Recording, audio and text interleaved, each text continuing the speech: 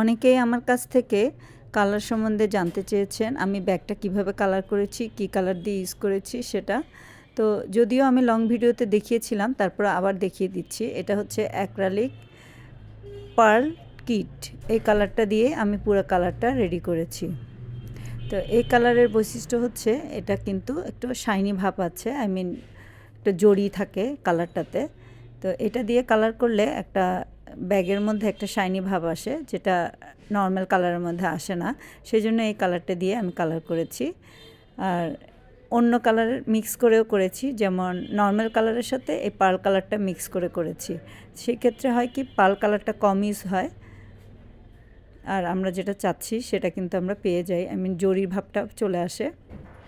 আবার আপনারা এটাও করতে পারেন, নর্মাল কালার দিয়ে করে পরে লাস্টের দিকে করে ওই শাইনিং যে সিলভার কালারটা আছে ওই কালারটা একটু উপরে ব্রাশ করে দিলেও কিন্তু সুন্দর একটা শাইনি ভাব চলে আসে।